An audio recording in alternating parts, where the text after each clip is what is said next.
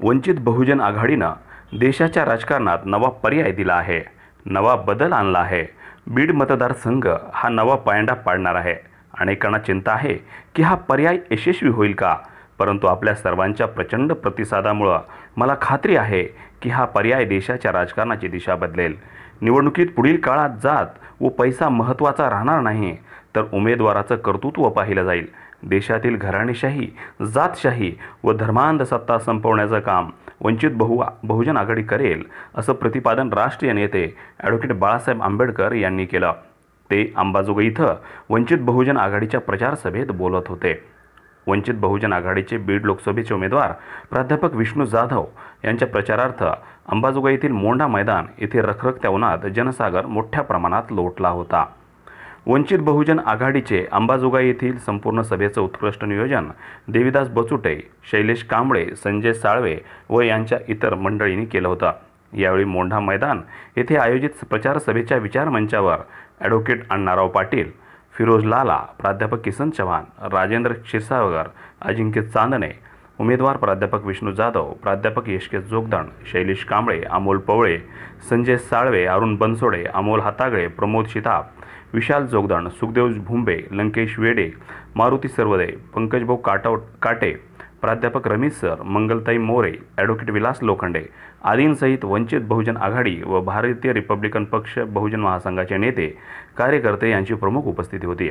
प्रारंभी स्थानिक संयोजन समितीनं ॲडव्होकेट आंबेडकर यांचा हृदय सत्कार केला। या प्रसंगी भीमराव सातपुते, प्राध्यापक किसन चव्हाण यांची समयोचित भाषणे झाली।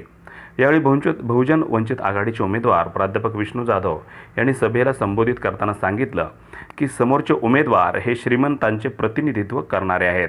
बीड जिल्हा हा विकासाच्या बाबतीत माग आहे। वंचित बहुजन आघाडीनं विजय संपादन केल्यास अंबाजोगाई जिल्हा निर्मितीचा प्रश्न मार्गी लावू, तसंच धनेगाव येथील मांजरा प्रकल्पात कृष्णा खोऱ्यातलं पाणी आणून हा परिसर सुजलाम सुफलाम करू। समोरचे विरोधक हे मूलभूत प्रश्नांवरून जनतेचे लक्ष विचलित व्हावं यासाठी आपसात भांडण्याचं नाटक करीत आहेत। या जिल्ह्यात रेल्वे नाही, मुबलक वीज व MIDCचं नाही, सुशिक्षित बेरोजगारांना रोजगार, ऊसतोड कामगारांना सन्मानानं जगता यावं यासाठी अद्यापपर्यंत प्रस्थापित सत्ताधाऱ्यांनी काही एक केलेलं नाही। जनतेला भावनिक करून निवडणुका जिंकल्या, तेव्हा सुज्ञ मतदारांनी हे वास्तव ओळखून वंचित बहुजन आघाडीचे राष्ट्रीय नेते ॲडव्होकेट बाळासाहेब आंबेडकर यांना भक्कमपणे साथ द्यावी असं आवाहन केलं। या प्रसंगी बोलताना ॲडव्होकेट बाळासाहेब आंबेडकर यांनी वंचित बहुजन आघाडी हा नवा पर्याय निर्माण झाल्यानं मतदारांनी भाजपा व राष्ट्रवादीला मतदान करू नये असं आवाहन केलं। पुढील काळात जात धर्मावर मते मागता येणार नाहीत, ही निवडणूक नवा संदेश देईल। भारतानं पाकिस्तानचे विमान पाडल्याचं खोटं असल्याचं खुद्द अमेरिकेनं केलेल्या नव्या खुलाशामुळे उघड झालं आहे। तेव्हा धर्माच्या नावानं मते मागून पंतप्रधान झालेल्या मोदी यांनी आता देशाची माफी मागावी व सर्जिकल स्ट्राईकबाबत देशाला सत्य सांगावा। BSFचे 40 जवान हे राज्यकर्त्यांच्या हलगर्जीपणामुळे बळी गेल्याचं सांगून चंबळ खोऱ्यातील डाकू संपले, परंतु आता सत्ताधारीच डाकूवाद करू लागल्याचं दिसत आहे। नोटाबंदीद्वारे काळ्या पैशातला अर्धा पैसा राज्यकर्त्यांनी लाटल्याचा घणाघात आरोप ॲडव्होकेट आंबेडकर यांनी केला। भारताची अर्थव्यवस्था बिघडली असून बेरोजगारी वाढली आहे। लोक म्हणतात मोदीला पर्याय नाही, परंतु मतदान करून पर्याय देता येतो हे सुद्धा आपण विसरू नका।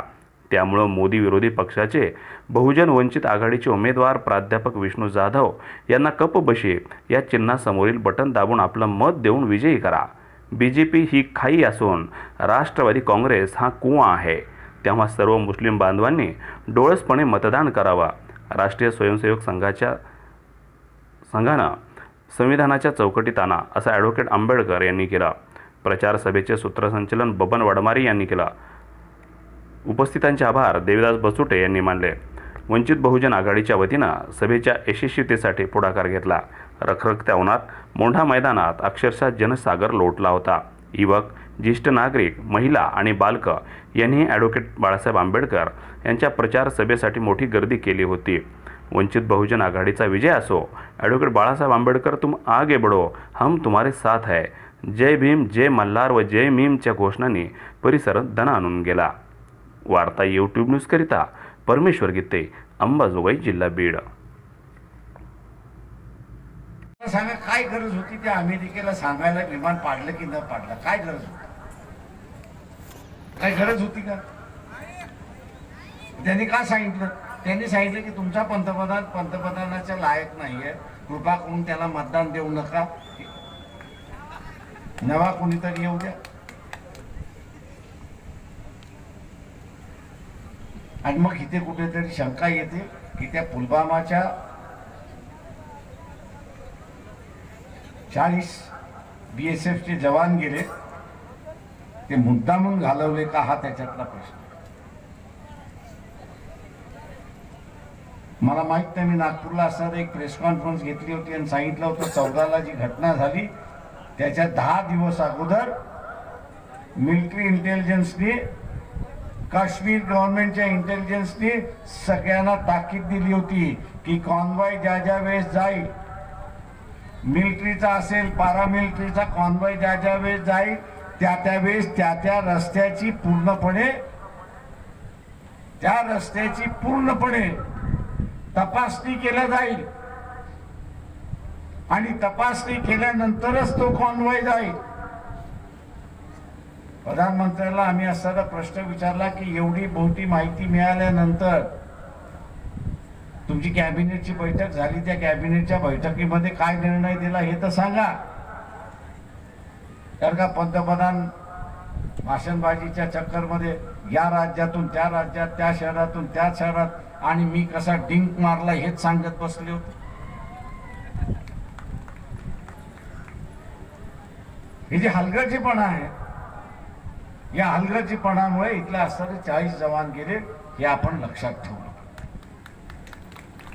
मित्रो, आपण एक लक्षात ठेवलं पाहिजे, या देशामध्ये 2 मोठे महान डाकू, चंबलच्या खोऱ्यामध्ये पहिल्यांदा डाकू होते, फुलंदेवी डाकू होते. तो का खंड गेला, तो डाकूवाद संपला. आता पंतप्रधान डाकूवाद करायला लागला. मी बघतोय कधीतरी त्यांनी माझ्यावरती केस करावे की त्याला डाकू म्हणतोय म्हणून. करतच नाही. अण्णाराव पाटील आहेत, वकीलपत्र घेतील माझं.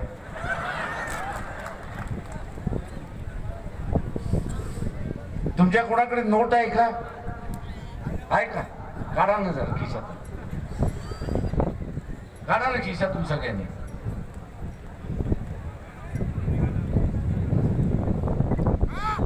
वाचा काय त्याच्यावरती. दुसरा हा करून चालत नाही, वाचायचं असतं त्याच्यावर. काय लिहिलंय त्याच्यावरती? हा,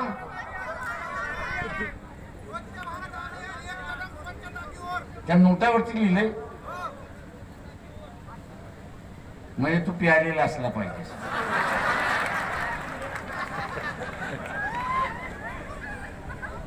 त्या नोटेवरती गव्हर्नर हा नाही लिहिणार, पंतप्रधान कदाचित लिहिल, पण ती नोट पंतप्रधानाची नाही, ती नोट रिझर्व्ह बँकेच्या गव्हर्नरची आहे. आणि त्यांनी असताना म्हटलंय की ही नोट ज्या ज्या वेळेस ही 20 रुपयाची नोट ज्या ज्या वेळेस सादर केल्या जाईल त्या त्यावेळेस मी आश्वासन देतो की त्याची किंमत अदा केल्या जाईल.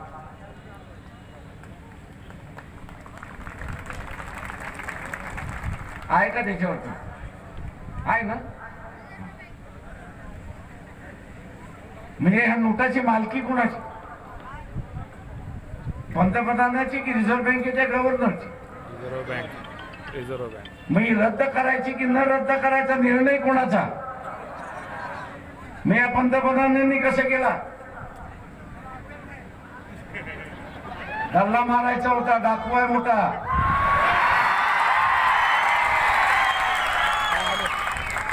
त्यांनी नोटा रद्द तर केल्या. रद्द केल्यानंतर त्यांनी असं सांगितलं की मी बदली करून देणार. पण बदली करत असताना त्यांनी एक कायदा केला की काळा पैसा बँकेत घेऊन आलात तर 7 वर्ष तुम्हाला शिक्षा. 7 वर्ष तुम्हाला शिक्षा. आता कोण घेणार आहे ते काळा पैसा बाहेर? या बैल मुझे कोण काढणार? म्हणजे काळा पैसाही घेऊन जाऊ आणि जेलमध्ये जाऊ. हा जो 7 वर्षाचा कायदा केला त्याचं कारण सांगतो.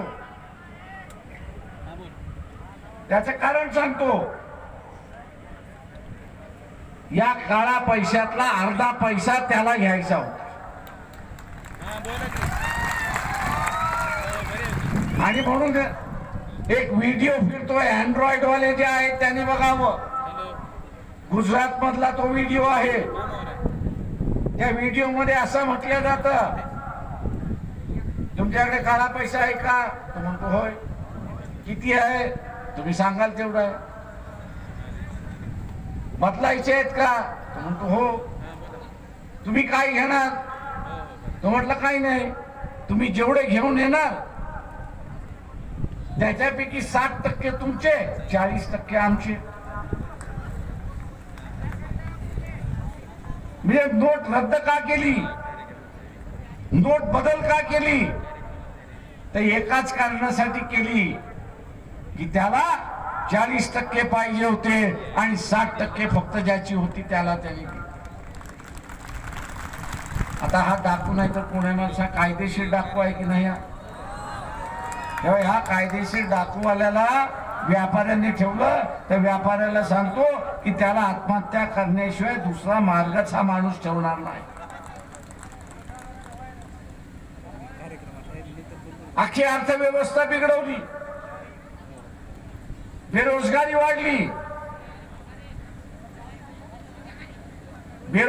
वाढली आणि तरी लोक म्हणतात याला पर्याय नाही. लोकशाहीमध्ये पर्याय नसतो. आपण निवडून दिलेला खासदार हाच पर्याय असतो.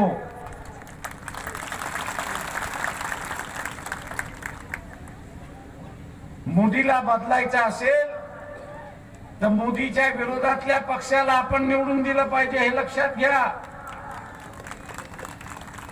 आणि म्हणून मी आपल्याला विनंती करतोय की विष्णू जाधव शिवाय इथं आपल्याला पर्याय नाही.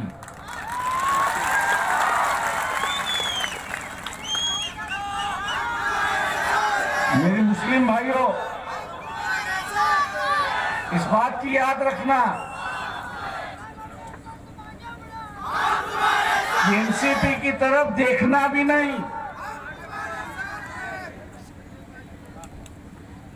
मुस्लिम भाइयों, एनसीपी की तरफ देखना भी नहीं. ये इलेक्शन के पहले सेक्युलर रहते हैं और इलेक्शन के बाद सेक्युलर पार्टियों के साथ अपना समझौता कर लेते हैं. देवेंद्र फडणवीस की सरकार नहीं बनती अगर एनसीपी उसको सपोर्ट नहीं करती. तो वोट देने के पहले एनसीपी से पूछिए कि क्या वजह थी, क्या मजबूरी थी कि आपने बीजेपी को सपोर्ट दे दिया. भूल चूक से अगर वोट दे दिया तो इलेक्शन के बाद एनसीपी जो है बीजेपी वासी हो जाएगी और फिर रोने से कोई मतलब नहीं है. फिर रोने से कोई मतलब नहीं है कि हमको फंसा गए. अरे वो तो पहले ही फंसाने वाला था, पहले बार भी उसने फंसाया था. और इसलिए मैं मुसलमानों से आगाह करता हूं, एक तरफ खाई है जो बीजेपी है और दूसरी तरफ कुआं है जो एनसीपी है. लेकिन तीसरी तरफ भी एक रास्ता है, विष्णु यादव का रास्ता है. मेरे मुसलमान भाइयों, सभी मौलाना को ऐलान करता हूं, मैं जानता हूं 11 या 13 तारीख को आपकी तकरीर होगी, मीटिंग होगी कि हम लोग ने क्या करना चाहिए. मुझे पता नहीं चल रहा कि आप किस विषय पर सोच रहे हो. मैंने जैसे कहा कि बीजेपी है जहां आप वोट नहीं कर सकते, कि उसका आप चाहते हो कि बीजेपी की सरकार जाए, और दूसरी तरफ एनसीपी है कि वो बीजेपी को हमेशा सरकार में ले आ रहे, और हम लोग जो है वो आरएसएस को संविधान के कैचे में लाने की बात यहां पर कर रहे हैं। और इसलिए सभी मुसलमान भाइयों से आगाह करता हूं कि विष्णु जाधव इनकी निशानी कपबशी है, कपबशी के सामने का बटन दबाकर इनको भारी वोटों से जीता है। इन्हीं लफ्जों के साथ मैं आपसे विदा लेता हूं।